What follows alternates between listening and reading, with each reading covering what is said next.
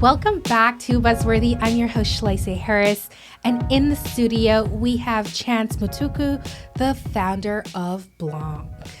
Welcome to the show. Thank you so much. Thank you. I am so excited for your story because it is absolutely impressive, the different arenas you went into and sort of how you've really developed yourself as an individual and also as an athlete, also as an artist, also as a business owner, an entrepreneur, and someone who's worked with like incredible iconic brands globally. So take us back to the roots of Chance, and what do you think actually set you up to be an entrepreneur today? Yeah, well, my story goes back to a little village called Bukavu in the Democratic Republic of Congo. I was born around the same time of the genocide. So during the war, my family and I basically picked up and moved to Uganda, the neighboring country. And we lived in Uganda for about 8 years. After my father passed away, my mom basically had to, just pick up and provide for the family. So I grew up in an atelier. She was a seamstress. And just seeing her, conduct business, she had clients in the house and, measuring them, doing the whole thing, delivering the product or the outfits that she was working on. I think as a kid, I took all of that information in and subconsciously just stored it in there and began to grow the habits of an entrepreneur. So I would find myself drawing for kids in school to make a little bit of money. So you just drew for like would you draw portraits for them or their No, favorite it was things? class assignment. So let's say the teacher says draw a dog, and I, as an entrepreneur, recognizes problems, right? So I would recognize a lot of those kids, they struggled because they couldn't draw. So I'm like, hey, look, I already drew my dog. In fact, I drew two. Let me draw a dog for you, and you can give me a little bit of your lunch money. Yeah. And I started to make a little bit of income that way. I would sell scrap metal, like copper. And, just I think seeing how hard my mother worked, a lot of those things, like kids are sponges, and they almost, they learn through mimicry. I think just subconsciously and without trying, I just started to mimic. So fast forward, my family immigrates from Uganda, and we moved to Canada. And that's when I realized that this is, as they say, the land of milk and honey. I love this country so much because everybody has an opportunity to make it compared to a lot of the other countries. Yeah. So I quickly realized you could literally do anything. So I went crazy. I got involved athletically. I got involved academically. I got involved within the community. And, over the years started wrestling. And that sport just completely took me all over the world. I got to compete with the national team, travel the world, and just rub shoulders with some of the most incredible athletes in the world. I'm talking UFC fighters now, world champions, Olympians, all people who just, continue to motivate me till today. Yeah. So through wrestling, I got a scholarship to the University of Brock. And basically went to Brock and got injured during that process. And after my injury, that's when I ventured into the world of entrepreneurship. And I applied for, I remember it literally happened like just simultaneously. Applied for this grant and blinked, and here we are.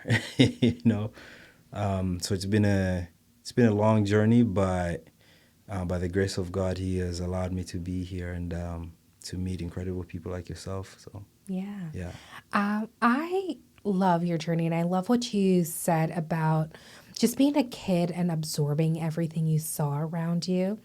And I think it's one of the like biggest important things for kids as they develop is just to have that exposure, but also be like slightly involved. Because I'm sure when your mom was, she had clients coming over to the house, you were, grab this over there, Chance, get this for me. You were some sort of a helper in that process as well, too, Yeah. in some capacity.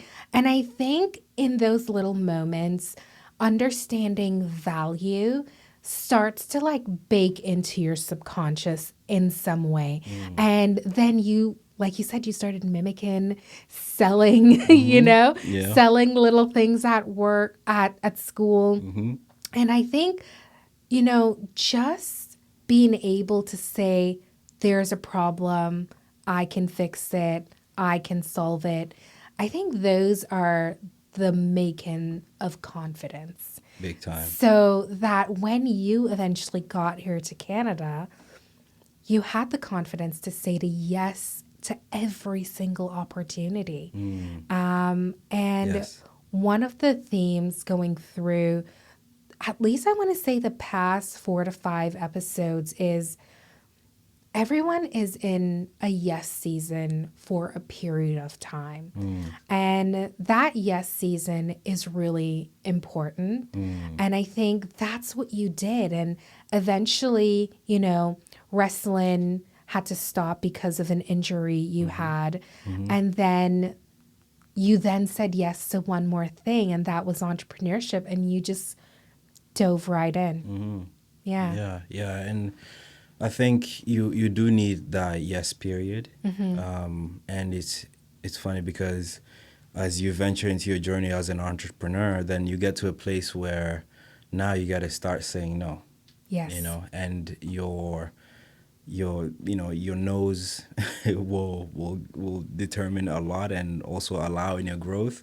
So maybe it goes up and down, but Yeah. you do need to have a yes period, where I think a lot of the young entrepreneurs now, they'll find a video that says, oh, you gotta throw them this quote, you gotta have your price right away, and they miss out on these opportunities, right?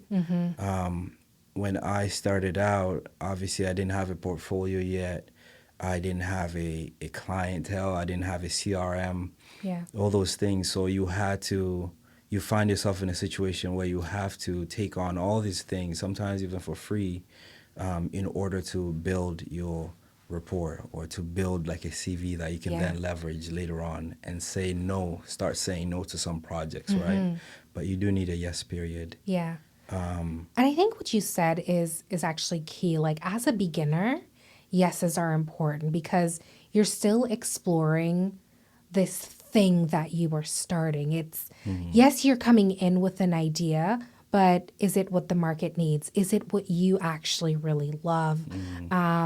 What are the things that you are really good at and excel at? And what is that intersection that you can actually monetize for yourself as a business owner and entrepreneur? Yes. Yeah. Yeah, I agree. Yeah. But yeah, it's funny. You even talked about the childhood piece where I've never thought about it till now. But yeah, I guess I was part of the process, in helping my mother and assisting her.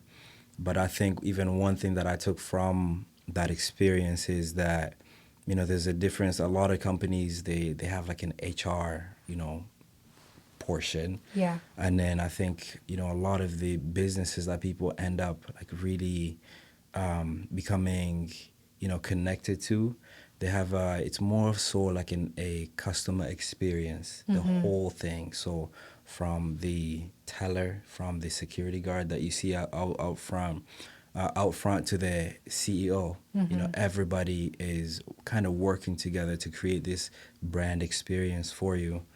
And I've always gravitated towards those businesses, and I find those are the businesses that basically transcend time. They exist for a very long time. I did see that one-on-one through my mother, like how she was treating her customers. She knew them on a first name basis. So it's kind of a beautiful experience it was a beautiful thing to see firsthand, and I've definitely carried those things on into my line of work now. Yeah. Yeah. So tell us, what is Blanc? What really started it? I know it started at Brock, Hmm. your entrepreneurial journey. What was that specific story in the creation of your company, and what did you imagine it would be at that time? Yeah. So Blanc was, believe it or not, it was created by mistake. So when I got injured, I had to stay in classes at Brock. So I was on my way to class one time, and I was passing by the business building, and it just caught my eye. It used to be called Biolink at the time. So I'm like, I always see people go into this building. What's in here? Just out of curiosity, typical Mm-hmm. Chance. I was already running late for class, but I'm like, I'll do a little detour. So I peeked in there, and this young lady, Cassie, was working at the front desk at the time.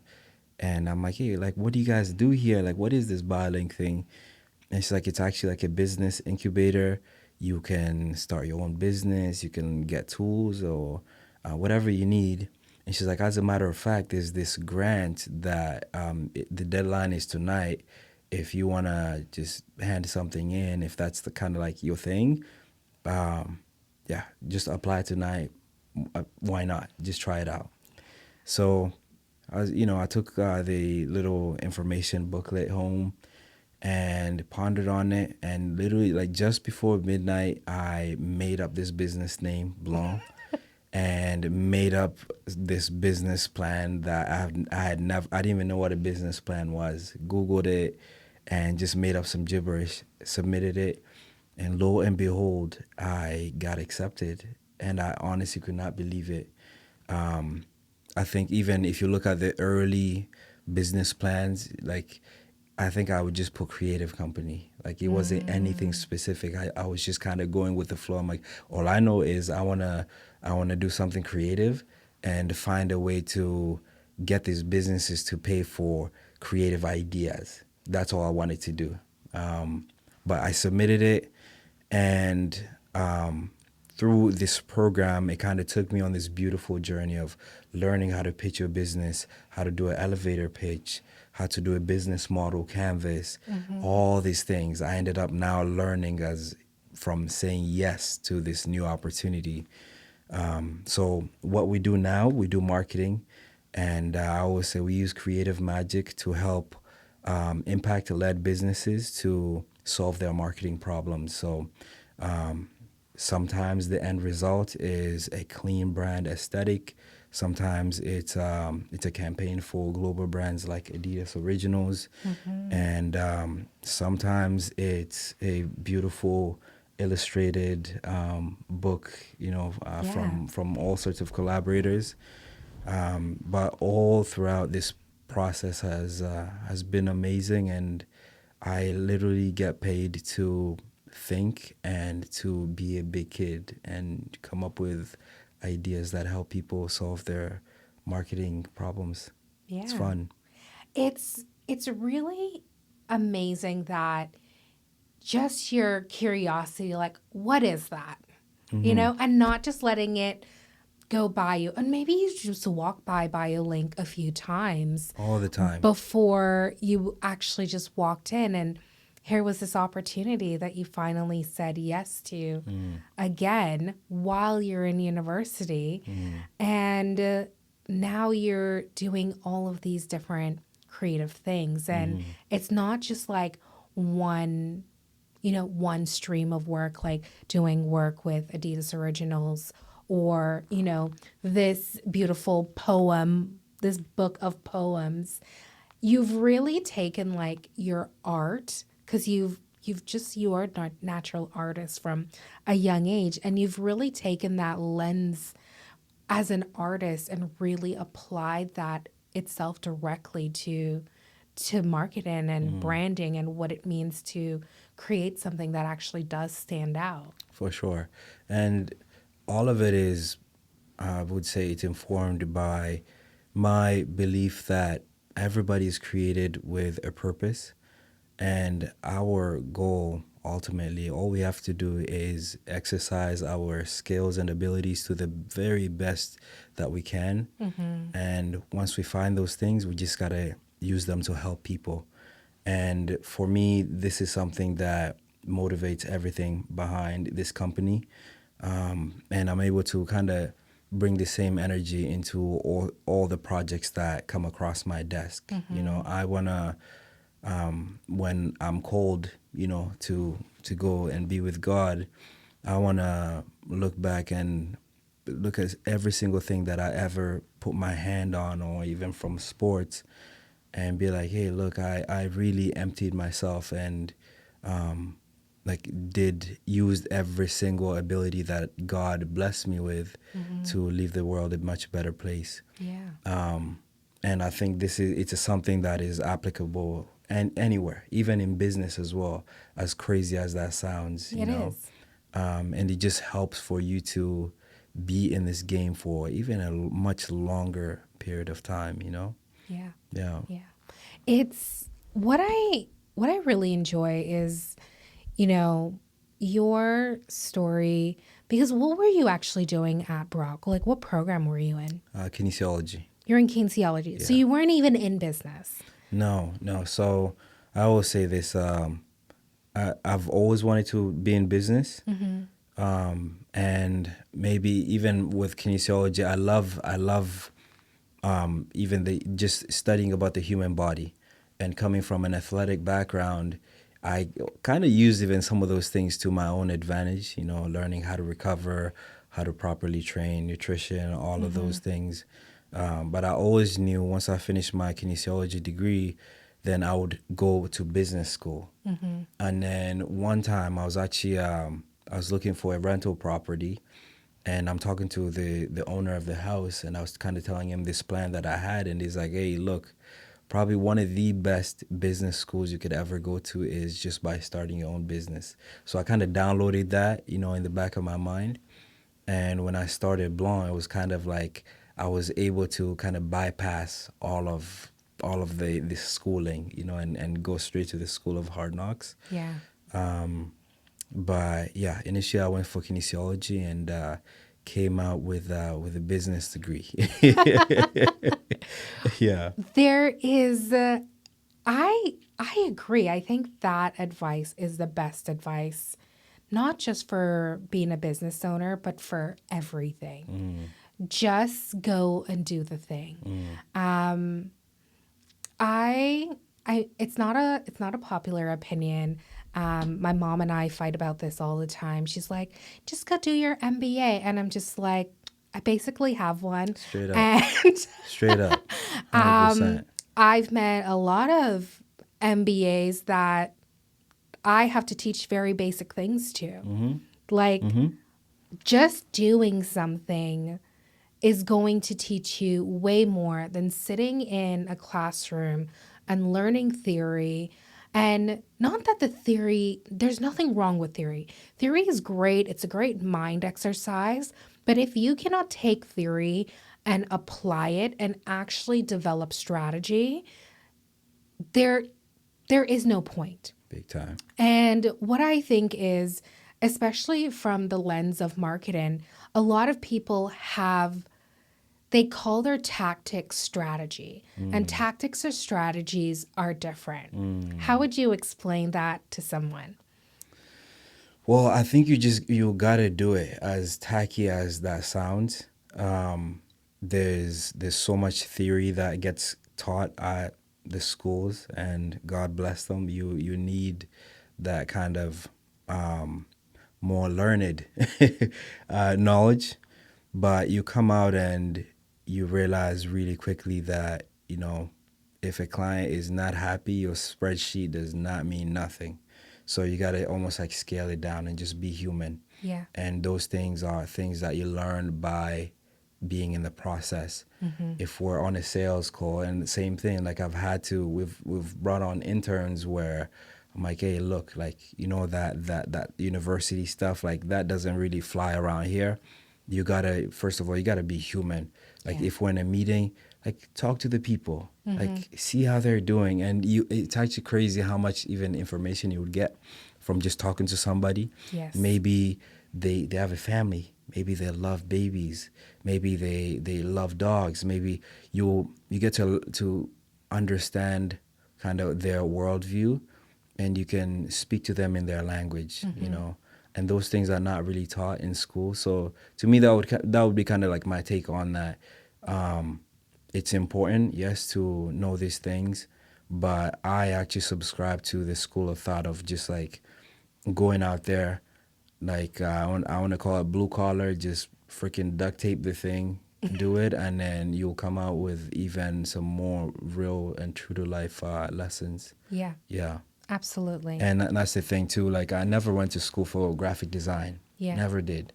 But through the process of doing over these years, it's like now I got paid to learn these skills that a lot of people would go to university to learn, right? Yeah. You just learn by doing, and I think anybody can do it.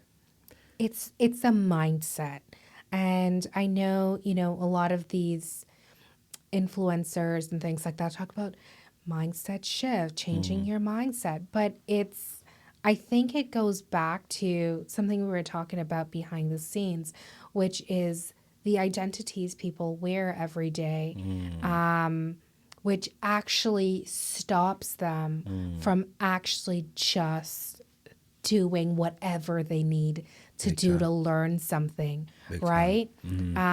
If I didn't go to business school, I can't start a business.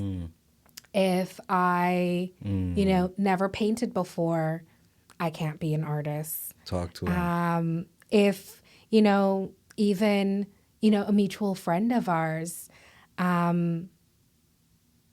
he's now an artist and he just started painting over COVID, Right? out Straight of up. like a random night. And now he's had so many art shows. What are they called? Yeah, Art shows? yeah, Yeah. yeah. He's had so many art shows. He's done like big art projects with like the city of Niagara and things like that. And it just started by just picking up the paintbrush and painting Big time. and doing his thing. Oh, yeah. And he eventually created a style that he didn't even know existed and sort of fell into that. And I think these identities we have, whether we have an MBA or kinesiology degree or no degree at all, like I'm sure like your mom was educated as well too, but did she go to business school? No. No. She was just still running her own business. Straight up. Yeah. And a huge part of what I want this podcast to do for anybody listening is to know that wherever you are, you can start exactly there.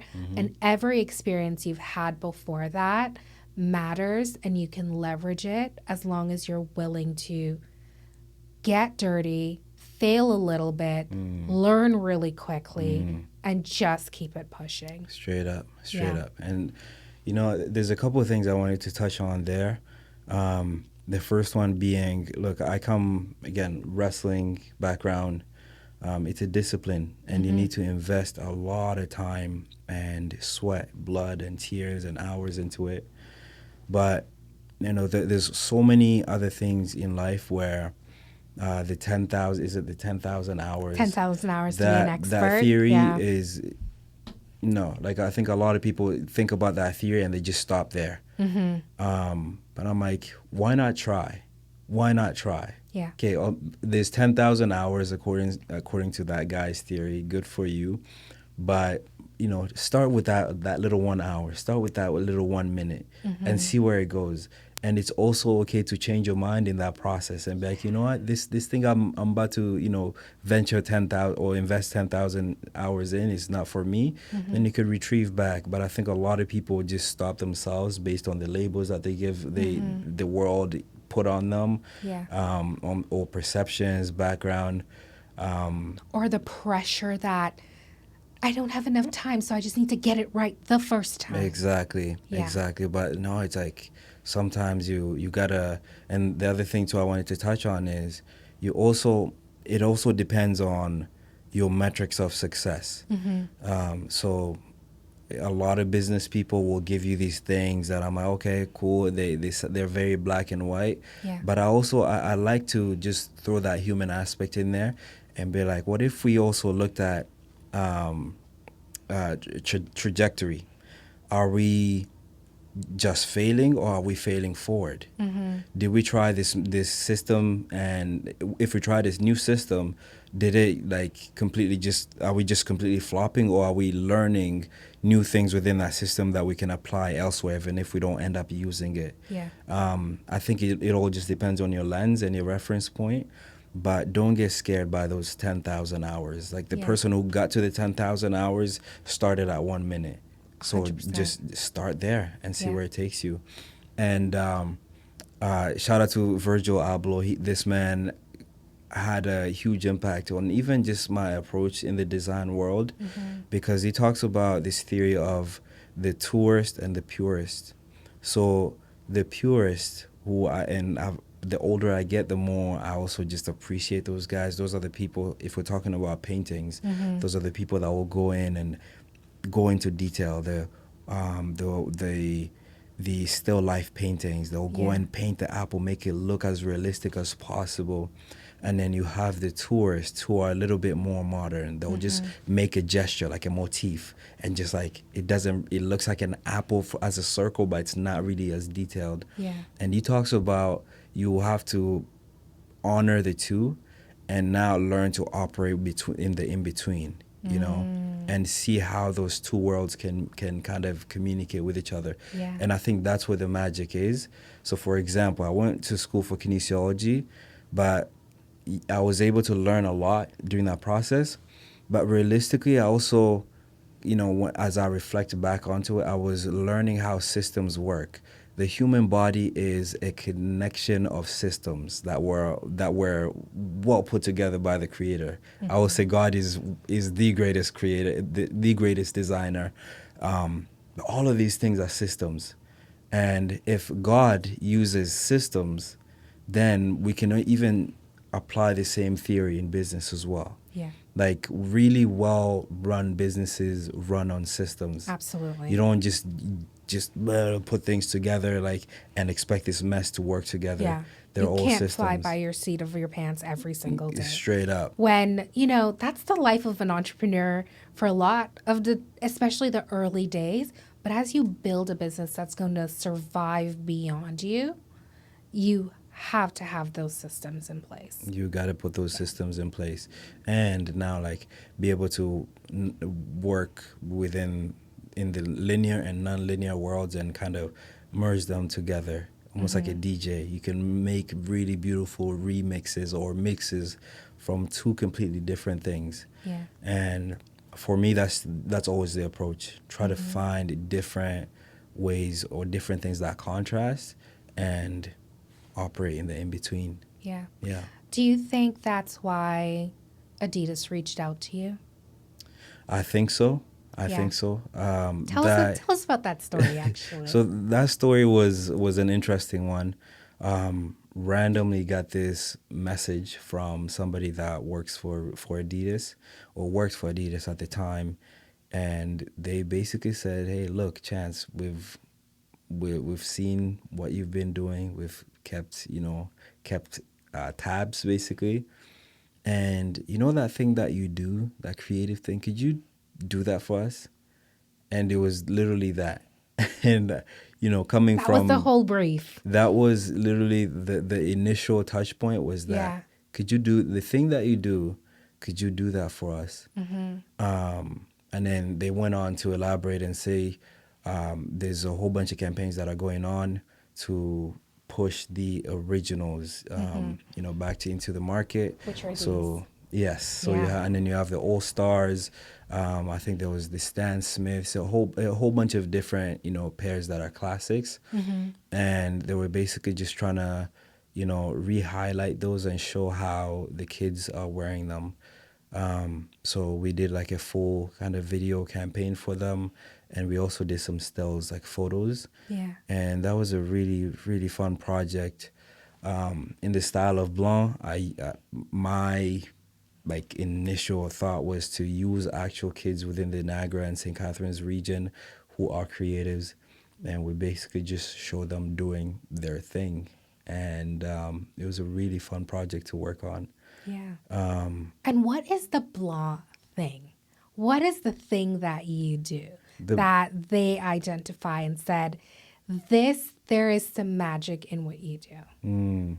You know, I think you probably even just better off like asking them, you know, but and you know I will kind of backtrack a little bit and say there's a book that I really love. It's called Man's Search for Meaning, and it talks about almost the anatomy of meaning, and but one point I just want to kind of steal and highlight from this book is the fact that Viktor Frankl, he talks about meaning as a byproduct of a well-lived life.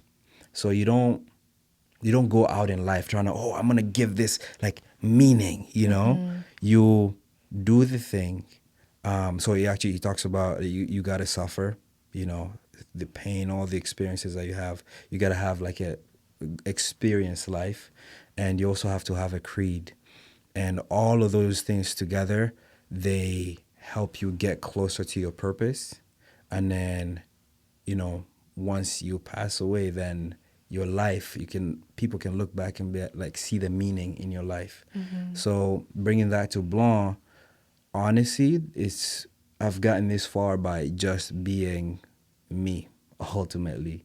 You know, I understand in the world of business, you do have to sell, you do have to be able to generate income and to run a well-oiled machine. I understand that world, Yeah. but I also leave some room for Jesus, or some room for magic as well, in being human. So if we're in the design process and a lot of the lines are looking too clean, I will go in there and make them a little bit rougher on purpose.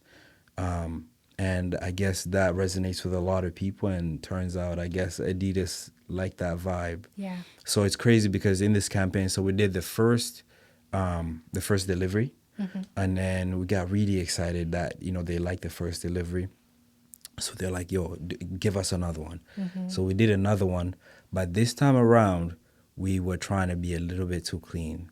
Like, for example, like in the first campaign, we weren't even posing for the photos. Yeah. It was just the kids are running. We'll just like snap photos of like Live. the like in the moment.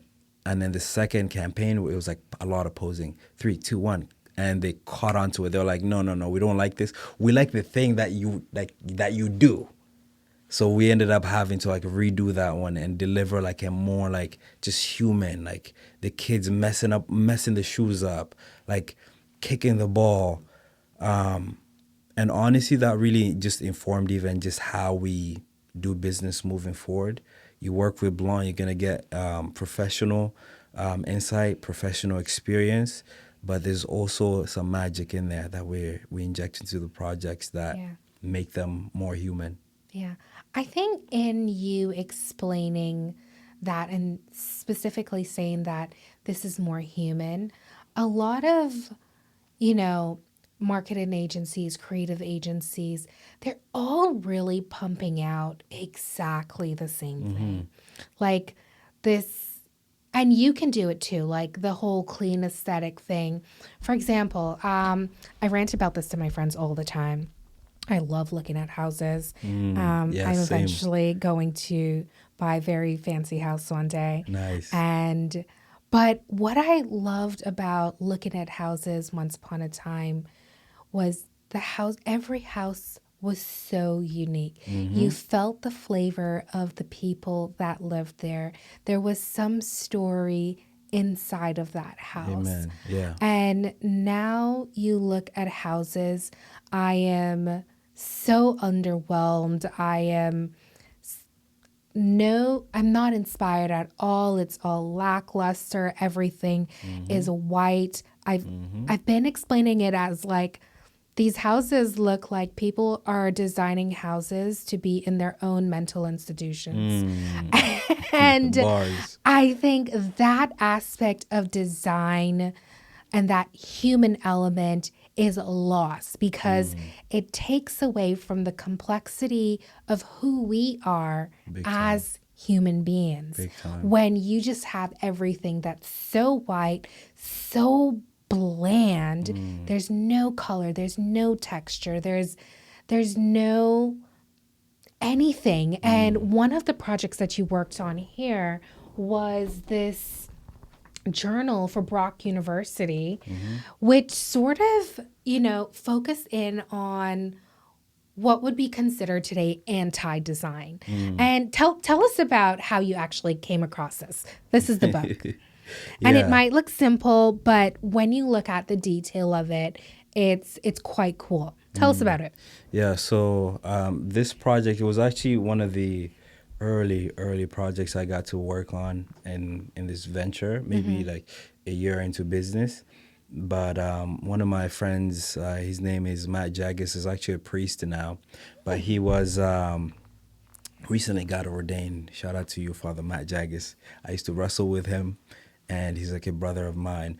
But he was working for the, I think it's the History Association of Brock, and they were looking for a new cover, and they wanted a different perspective. So they reached out, and initially, like, my first hand idea was to highlight how many different perspectives make up the University of Brock. You know, that was kind of the overarching concept. So I put out this random call online that asked students to just take a photo of this Brock statue that was brand new at the time. Just take a photo of the statue when you're walking by and send it to me. I'll put it in the drive. And basically what I did is I took these photos that these kids took, and I put them all together and rearranged all the different perspectives to create this one image.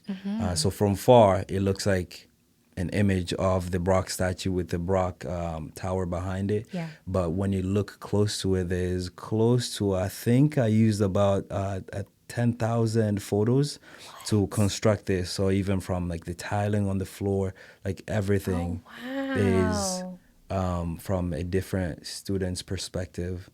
That's how that came about. 10,000 photos. Yes, yeah, 10,000 photos. Very cool. Yes. And that's the type of like love for what you do and like the patience to refine it. And it's things like this that really, shows that you're an artist in so many ways.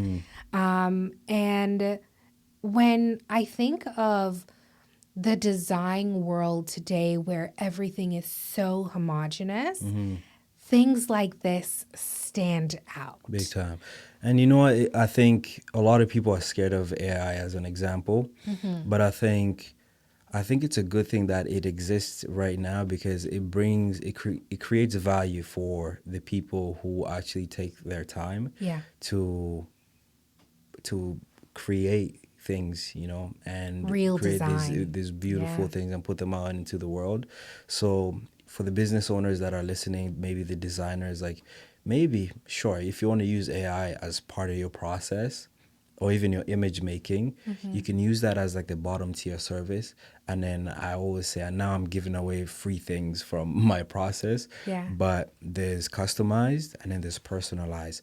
Personalized is where I'm actually going in and taking the time to put something artistic and creative for your business, and obviously those are going to cost a little bit more. So there is a place for the two to coexist again, the purist and the tourist. And you have to be able to tap into the two different worlds. I love what you said about architecture, and from a designer perspective, like you hit it right on its head, because my little brother and I actually talk about this all the time. I think so. Even when you go back into history, a lot of the modern clean design like that is minimal. It came from people like the Bauhaus, which was like this beautiful design school of thought basically in Germany. And a lot of it came actually from eliminating. So you start with this really like almost purist, thing or working block, or structure, and then you, through process of elimination, you start eliminating things that are unnecessary, right? And then they also have this thing of form and function. Like, it has to, whatever it is, yes, form must look beautiful, but it also must have function. Yes. And Apple really taps into this. Like, the Bauhaus influenced so much. Like, Apple, Steve Jobs, Johnny Ives, like a lot of those people tapped into that school of thought. Yeah. So then, based on, like, again, a lot of people just want to monetize and fast. Like, they don't want to think for themselves. So they see these really clean, kind of like boxy looking buildings, a lot of glass, and they try to mimic it out of laziness. And the result is what we're seeing now. Yes. Whereas, like, there's a lot of houses that were built by, like, really famous architectures, like Mies from the Bauhaus, and when you see these buildings, there's a clear difference between that and the new minimalist block that just went up, like, in your neighborhood. Yeah. There's a clear difference. There's no function to those. A lot of those are, like, breaking down. A lot of them are not selling. People are having a lot of issues with those because there's no intent or Yes. care. There's no human aspect Element to it. them. Yeah. Yeah. Yeah. And I feel that in so many ways. And I walked into a high school recently, and I don't know what it is, but again, it was just like there was no design in this school. And for a high school where learning should be inspiring, a high school should be able to stretch. Like, this is a place you should go where your imagination should be stretched. Yes. And your world should be warped in a way where you're like, wow, the possibilities are endless. But I walked into this school, the walls were white, the floors were white, the lockers were taupe, and I was like, are they gonna let me? Yeah. Are they gonna let me? How much time are we serving? How much time are we serving? And then it makes me wonder, because as someone that just loves color, like, I wear so much color in the winter because everything is everyone's in black and stuff like that. Like, this winter, I wore this amazing, like, green, pink, and purple, like, puffer jacket. And almost every single day I left my house in that jacket, somebody told me how much they loved it. Yes. And all of these people had on black winter jackets. Yes. And it's just like, why aren't we coloring our worlds more? And, like, why are we running away from design that actually inspires who we are as humans? Yes. Which is color and depth and interests and not things with constant clean lines. Yes. Because we don't actually see that. And one of the things you said earlier was sometimes if you saw lines were too clean, you actually went and made them a little bit jagged, and it becomes pleasing to the eye because nature isn't boxy. Nature isn't clean. Bars. And that's why we get soothed by it so much. Yes. Yeah. Yeah. There's something, again, that God embedded in there. To me, I call it it's the essence. You know, It there's is something, the essence, yeah. and if you talk to, like, people within the spiritual realm or the spiritual side of things, like my priests, and just people within that world, when talking about God, they'll use the words of God is that which is He's good, beautiful, and true. And beauty is a huge aspect of that, which is why, again, you'll listen to a beautiful song.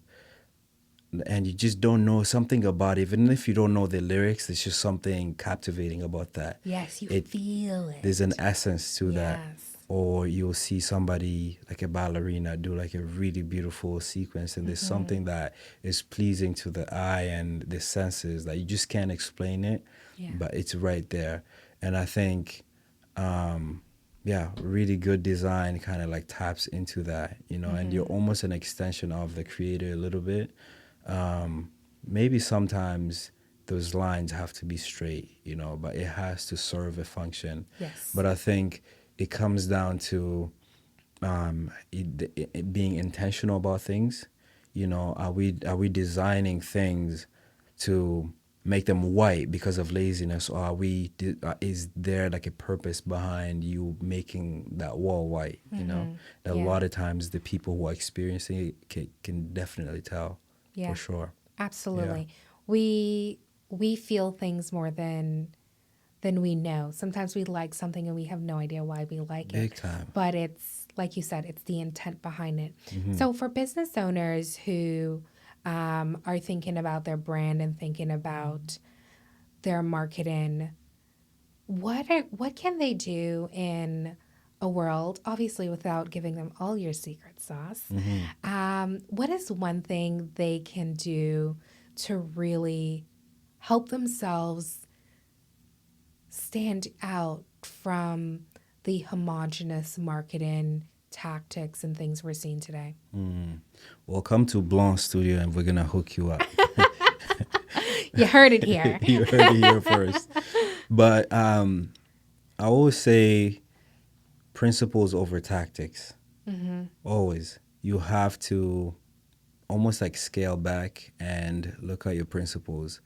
And for me, good branding or branding overall is what people say about you when you leave the room, when you're not around, when you're not in the office. Like, still, like, what is the overarching feeling or vibe that they get from your business? Yes. So for the business owners that are out there who maybe are experiencing some problems with their marketing, maybe there's a disconnect between themselves and their clients, I always say just, take the time to really look at and dive deep into your why. What is your why? Why do you do what you do? If you're a law firm, why? Why did you get into that business? What drives you? If you're selling clothes, like, why does the world need another t-shirt brand?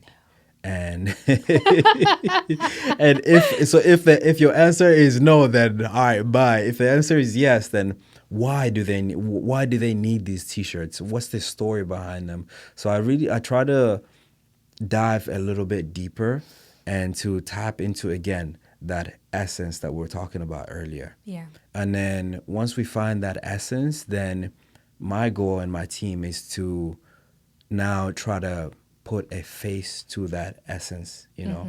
So if you're in the business of helping people, if you're in the business of, helping people heal their pain through physical therapy, then we tap into that a little bit. If you're in the business of helping people find a forever home, then we tap into that, and we use like storytelling to now like come back to putting a logo to that business. Yeah. So usually, and I think it's actually the reverse. People think it's the logo they're looking for, but in reality, it's actually like there's a whole world that is being represented by this logo. one logo. And you got to start with this big world. Yeah. And there's usually like a concept behind it. Find that concept and put a face to it. Yeah. And come to Blanc Studio. We'll hook you up. I think a lot of people feel like, you see one successful company do it this way, so I'm just going to copy them. But that never works because their why is different from your why. And until you get to the root of what makes you unique, what your why truly is, then you can't actually build a brand. And I know people think a brand is a beautiful logo, your colors are consistent, your font is consistent, all of that stuff. Yes, Is that important? Absolutely. But like you said, a brand is really what your customers say about you. Yes. And that doesn't just end with what your website looks like aesthetically. It starts with your customer service, how you send emails, the tone you send them in, how do you resolve issues, all of that wraps up into what a brand actually is. And I think people get lost in that. And with Blanc and you using Blanc to really bring this human experience back to marketing and back to branding, I think is very exciting. And I love the way you use anti-design in a lot of ways that really breaks the monotony of what we see every day, that creates that uniqueness. And For sure. yeah, Yeah, and I mean, at the end of the day, we're also not for everybody.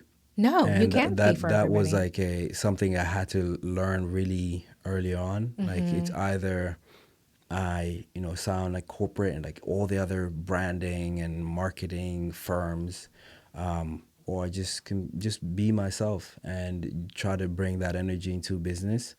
And I'm telling you, once for the people who are listening out there, once you find your people or you do a really well done project for somebody that appreciates it, then word is gonna get around, Yeah. and like you yes, sales are important, but if you're doing your thing right, it's almost like people will be coming to you for that thing, It's inevitable. and you would be surprised because it might be Adidas or Google knocking on the door. And I think even about that Adidas project, to me it was telling on their branding. They've done a lot of internal work as far as building their brand to the point where it's so secure that they can go out to some creative kid and be like, hey, like that thing that you're doing with that little grassroots business, can you do that for us? And once you do it for them, the branding is so good that whatever you make can come and exist into their world and not even change like the vibe, Yeah. Yeah. Yeah. So if those guys get it, then I think your local mom and pop shop should as well and Yeah. tap into that. Yeah, absolutely. Yeah. Absolutely.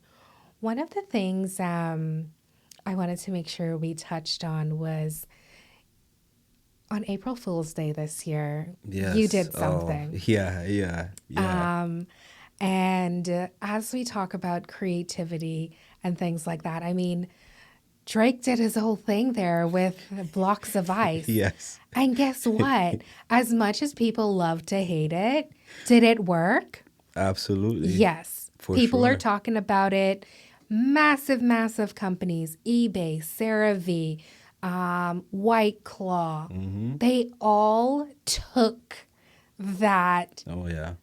thing that everyone loved to hate on, made fun of it, and now they're using it as well. It's Yes. like you have to be willing to take creative You risk have to. to get to where you want to be. So You what was have that to. risk you took on April Fool's Day? Yeah. So, so on April Fool's Day, I had this wonderful idea of putting together a post, and making it seem like I'm coming out of retirement and going to wrestle for my home country, Congo. Now, for the people who are not aware, I am retired. I retired last year, but it was such an intimate tournament. Now that I've come to learn, it was such an intimate tournament that I think a lot of people who didn't see the videos, who didn't see the photos, kind of missed that. I took off my boots and I left them out on the mat. For we can dive into that on a whole nother podcast. But yeah, I retired. But for April Fools, I just thought it would be a good joke. But clearly, people did not check their calendars that day, and it just went over everybody's heads. My phone was ringing, family and friends, all their phones were blowing up, and people actually, like, they believed it. But I just wanted to clear the air. Chance is retired, on Thursday evenings. I'm in the pool swimming with my babies. But it's interesting though, because it also taught me something. If you are on a journey where you take yourself serious and you are constantly getting after it, then people kind of reciprocate that same energy. I think it was on brand. And from some of the people I was talking to, they're like, no, it makes so much sense. Like, you should do it. So I appreciate you guys for believing in me. I will say no wrestler is ever fully done, So I've always wanted to represent my country, Congo, one day. I always wear my heart on my sleeve, but maybe for one tournament, it would be nice to bring my people, put my people on my back. So you never know. You never Maybe know. one of these days we might bring that joke to life and actually make it real. But you just have to stay tuned in and follow the journey. Yeah. Yeah, yeah.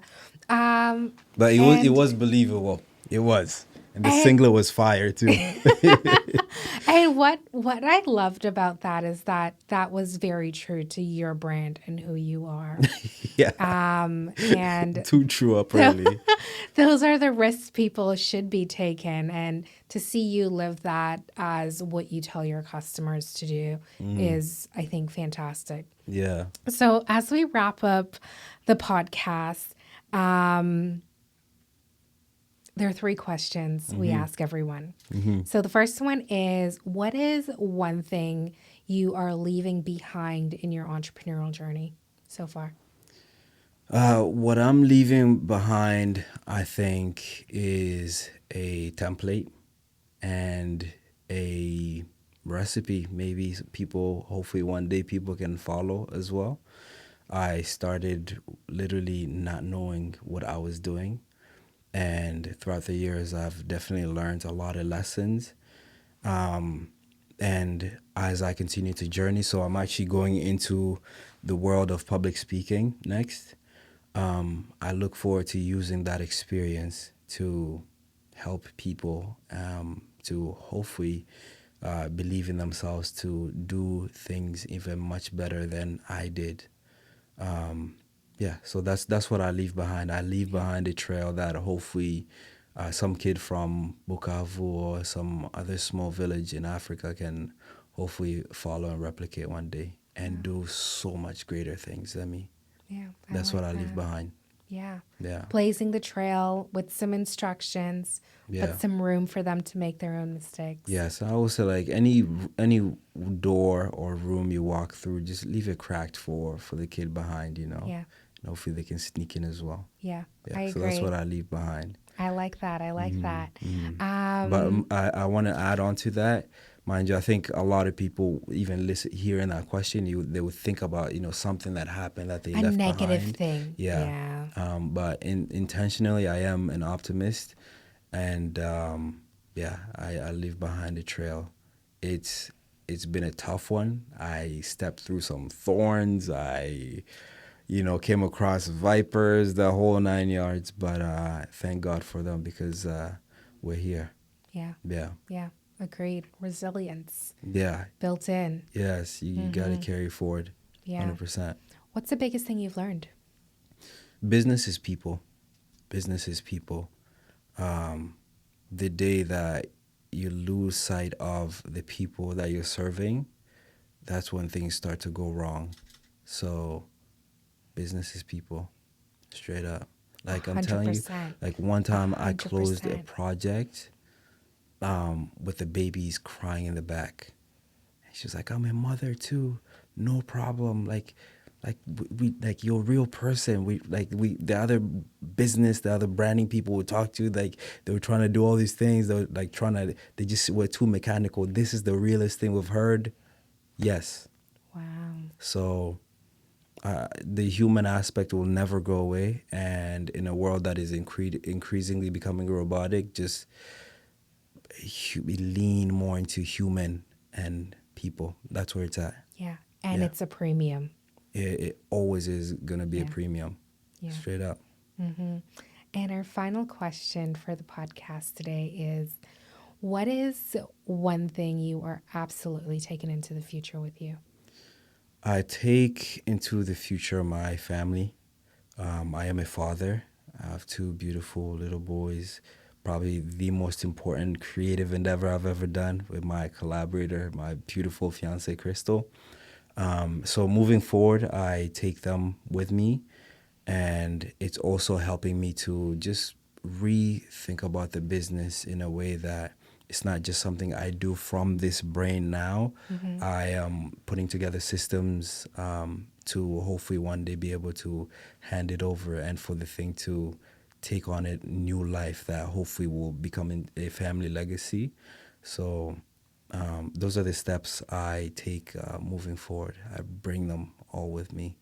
I love And that. of course, as we wrap up, everybody that has supported me, all the incredible mentors and motivators, and everybody that has been a part of this little beautiful story, I truly appreciate all you guys. Yeah, Yeah. amazing. Yes. You know, the worst thing I've ever heard in my entire life is a self-made billionaire. So I love that you are taking Talk to 'em. forward all of those people with you, because no matter how lonely our journeys can feel as entrepreneurs, there is somebody opening the door that's left a crack for you before. There's somebody that answered a question. There's somebody that wiped a tear when you had a hard day. There is somebody that said no to you that led you to the best idea you've ever had. Big time. And all of those people are worth carrying forward in Straight some up. way or the other. Oh, yeah. Thank God for all of them. Yeah. All of them. Yeah. Love Yeah. it. This has been such a pleasure. We didn't get to talk about a lot of other things. Next episode. But Next next time, because you have made some really cool, interesting business moves in terms of co-creating with some of your customers, and as a business owner, being able to see that opportunity to take some equity out of that. And that's something I wish we did have more time to cover. But we will dive into that when Next you are time. back on the show at some point. Next time. Yeah. But I also do want to, express my gratitude for you bringing your boy onto here and to share this story. I really, really do appreciate it. So thank you so much. And I continue to pray and just, wish you nothing but all the success, which are all well deserved. This is amazing. It's amazing. Yeah. And thank you so much again. Thank you. Yeah. It's a pleasure Yeah, straight in so up. see Yeah. Straight up. So Amazing. buzzworthy. This is where it's at. Chance Mutuku signing out. See you next time. See you next time. Yes.